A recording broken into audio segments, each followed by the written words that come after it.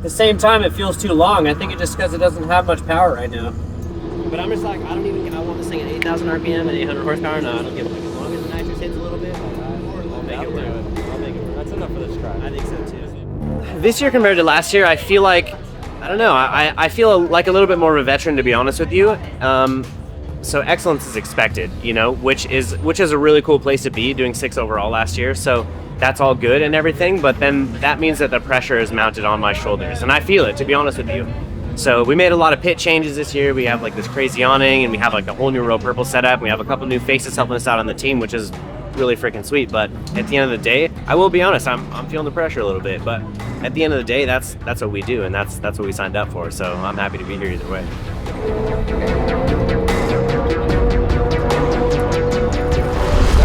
It was my first lap. It shut off. I don't remember if I had the high idle on or not.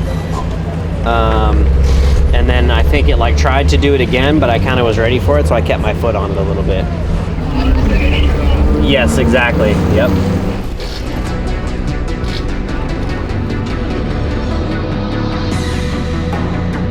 Tuesday started off with a dyno session first thing in the morning. We had a different motor in the car. We had all sorts of drama with the engine starting like a couple weeks ago, so we're kind of thrashing a little bit. We thought we were going to be super early with like getting our prep done, the car all happy and everything, but this is drifting. This is what happens. We had a couple engine issues, so made it past that. So straight off of the dyno, right over to Long Beach Media Day. We had to park a truck and trailer outside of the gate because they wouldn't even let us in.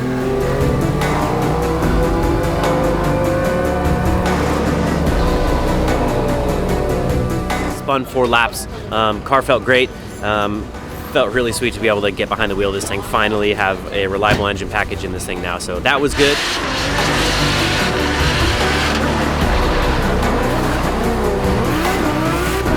Wednesday, we ended up taking our race cars over to the Pike Bar. So a bunch of us guys got in our cars. I took the diesel wagon, drove it over to the Pike Bar, hung out there for a little bit, cruised back. Did a whole bunch of filming, filmed a couple commercials, which you guys will see on the live stream.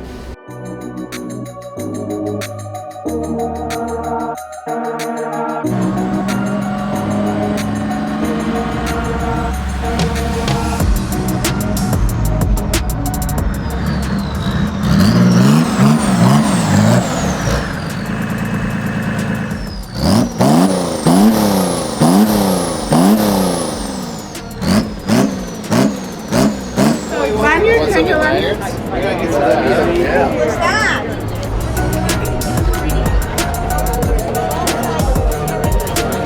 Poster for you. Oh, thank you. You're very welcome. Thanks for coming out. I'm gonna put it in the frame. And then we just drove the diesel wagon with a police escort over to a local O'Reilly Auto Parts, showed that thing off, let everybody know how awesome O'Reilly is and Royal Purple brand. So we just got back from that. Now we're all at the track for the first time this year, and the boys are just doing some last minute stuff to the car we had to look over, and then now we're about to go and do our police escort drive around the city of Long Beach. So, dude, a gnarly couple of days, and we haven't even started racing yet. So I'm just keen to get back on track tomorrow and go shred. Hopefully we qualify good, and then I'll see you on Saturday.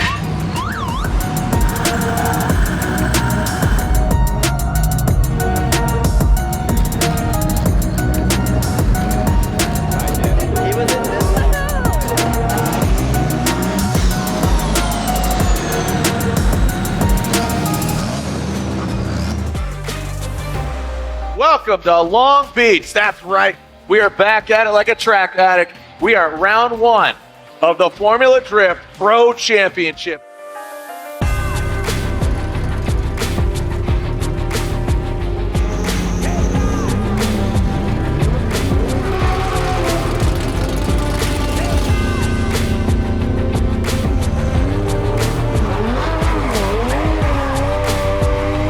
Going into practice, to be honest with you, I was definitely nervous. A couple of car issues earlier this week, and then we got the car off the dyno. We're down a little bit on power right now, to be honest with you, but I think that at the end of the day, that's probably a good thing at this track.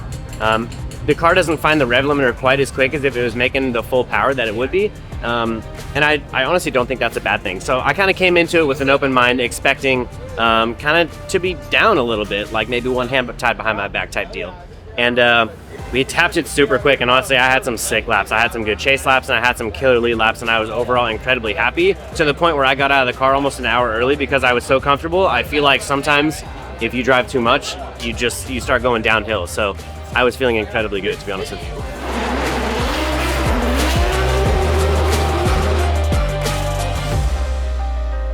I told Chuggy to look under the hood every time the car came back from a lap, because you never know, something might be a little bit loose or whatever, and it paid because luckily we caught it early. The belt came off the alternator, and what happened was that the pulley slipped out and it caused the belt to fly out. I'm going. You're out there. Let's do it. All right, dude. See you in a while. Catch you guys. You don't mind just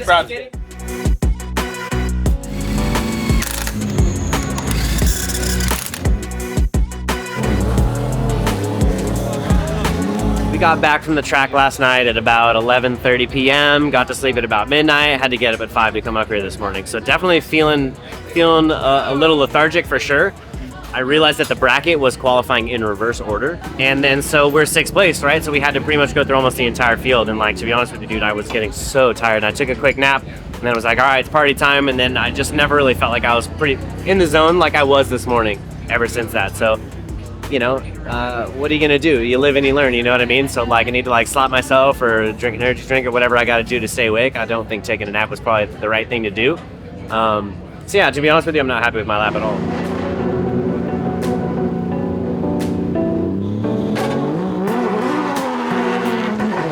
To push it as hard as they can. Here we go, Dylan Hughes up next. Dylan the Dozer Hughes. Yo, that royal purple BMW. Yeah, got that. The Max Restore on the hood. Shout out to Rusty. No, he couldn't make it, but cheering on from Texas, the royal purple BMW. Dylan the Dozer Hughes. All right, an 82 for Dylan Hughes, an 82. Congratulations to him. Like, it was probably one of my worst laps of the day. The fact that we still got in the 80s was cool and whatever, but again, I hold myself to absolute perfection, and anything else is unacceptable. So I feel pretty annoyed, to be honest with you. But at the end of the day, I think we're good. The car's happy. We didn't wall the thing up. At the end of the day, it's all good. But you just expect perfection, you know. So I'm definitely frustrated. Definitely, I had to go pout in the corner for a little while. But I'm good now. Oh, hello.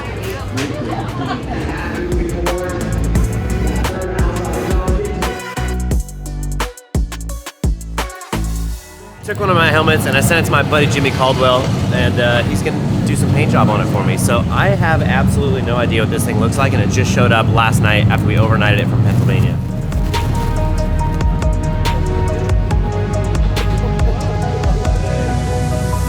Dude, that is sick with a little teal on the back. Dude.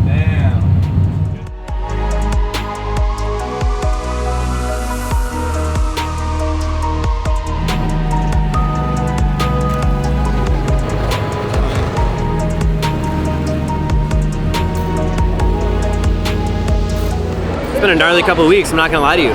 Issues and team stuff, and I don't know, it's just a lot. The days feel like they're exhausting. We had a bunch of midnight runs and you know, just up early and everything, so I just felt a little bit tired, and I feel like I couldn't really shake that today or yesterday, which is not really like me. But you know, what are you gonna do? It's part of the deal.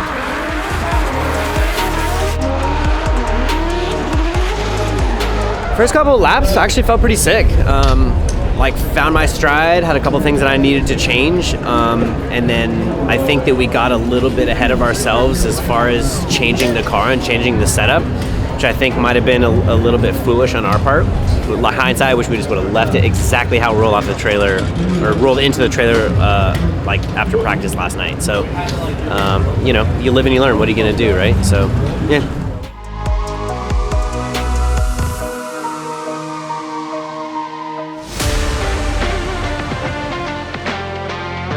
See that Max Restore logo on his hood. High mileage, so if you got a high mileage vehicle, pick up a bottle of Max Restore. Restores fuel economy, engine life, lower emissions, and maximum cleaning power. Dylan Hughes in that 2J powered BMW. Dylan Hughes, the dozer, gets out to the outside zone 1, into outside zone 2. Oh, taps the wall. A big correction there. First turn 6, slow transferred across, everything's good, and as soon as I said it, I was like, oh yes, this is it, right? I knew I was just gonna graze the wall, and I backed it just literally set the car probably 4 inches further back than I probably should have. But going that speed, you know, on this track, it happened so fast. So I was able to, you know, scrub the thing back, get the back end, kick back out, get back drifting. And the car loaded up real hard right there, and I transferred into the last turn, downshifted, dropped the clutch like I always do, and the car kind of loaded up. Like it didn't really flash the nitrous and hit boost and take off like it usually does. So whopped the clutch a couple times, didn't really do anything. So I was like, okay, that's weird. What happened? I just plowed the wall. All right, not over. He did an okay chase. Just make sure, don't short the course. Copy that. Carney initiates. Go to follow Dean, initiate, everything's good. He's pretty fast. I transfer back behind him. I get in the smoke behind him, completely blind. And based on where I thought I was, based on my steering wheel input and based on my throttle placement, I think the car would have been backing up or getting close. I was waiting to hit the wall, on Judge's wall, honestly. I popped out of the smoke and I'm way up the inside. And I'm just like, is this nitrous thing again? Why isn't this thing flashing the tires like it should? So I reposition the car, get back behind him, flick in behind him, and then at this point I'm like, okay, I need to really work the clutch to get this thing lit back up. So we dived back in behind him, had a nice dive on him in the last turn, whopped the clutch real hard, and the thing lights up, but it still kind of like struggled to light up. So haven't looked at the logs yet. I suspect, you know, it might have been running lower boost pressure or something. I don't know. I'm just overall pretty frustrated with the weekend, to be honest with you. I'm not upset. I think you always want to go into a new season like with the strongest foot forward. So, you know, it sucks, but try to look at the positives. We gives us that kind of jump to want to do better in Atlanta and the rest of the rounds. A top 32 finish is never a good one, so it's an uphill battle from here for sure. But no, in reality, we have a solid team, and I think that today we just weren't able to show it. You know, Dylan didn't have a 100% good of a car, and that's on us. So we just got to work more towards having the proper tools at his disposal.